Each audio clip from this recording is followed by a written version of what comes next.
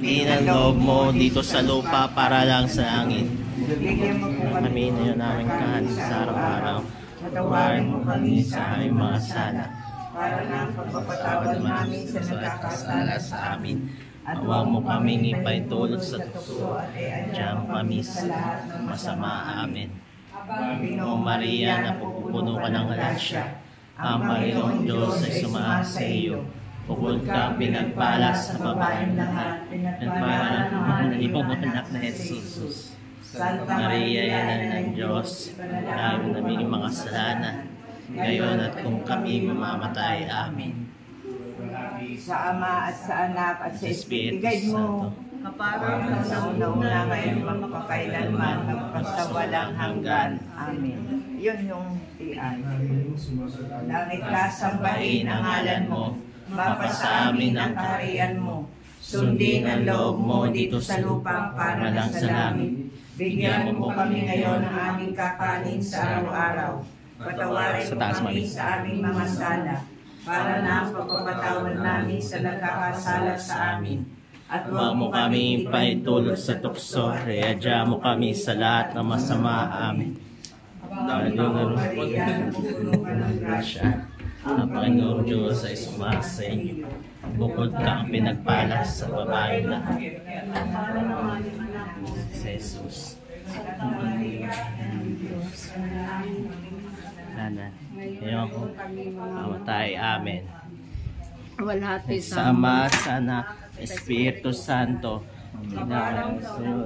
ngayon, dahil man, walang hanggan. Amen. Para overhand. Yung pasong siling. Oo. Maria, napupuno ka ng grasya. Ang Panginoon Diyos ay sumasa iyo.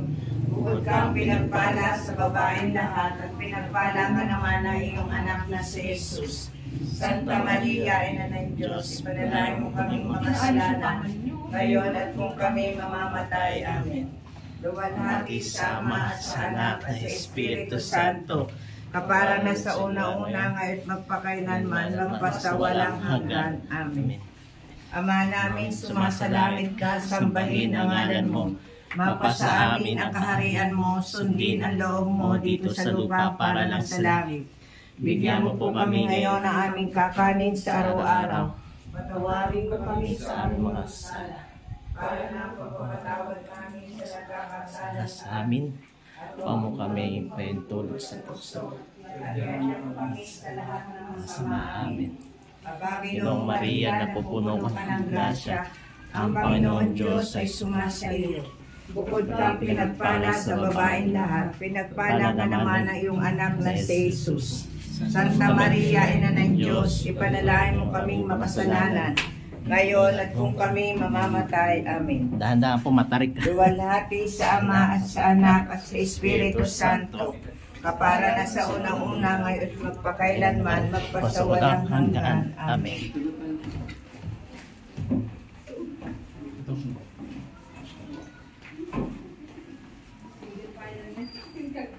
Uy, Ari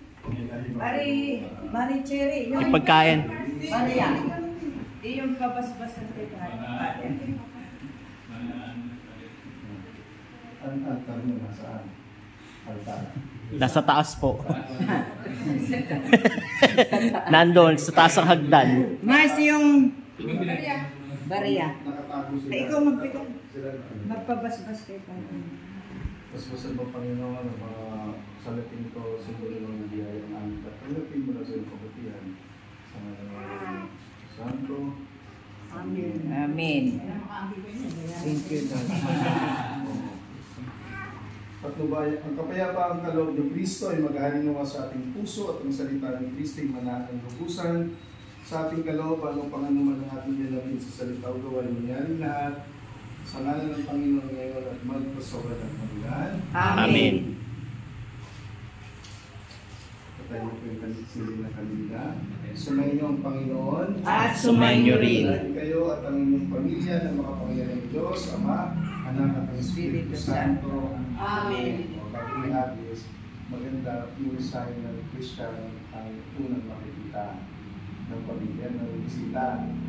Kasi pag ako pumasok, makita ko, ano kayo, bilising. Yung altar. Nasa kwarto. Hindi, dapat nasa loob. Nasa baba. Kita kagad. Cross o ano, ha? Kasi pagpasok o bisita ko kayo, bisita niyo ako, sasabihin ko. Katoliko ko. Ang dami kasi Buddha eh. Nasa taas. Yung phone ko daw sa akin. Pero sa sunan ka makita. Oo, ha? Okay, lampak muna tayo. Ate, doon sa labas na siya, hagis.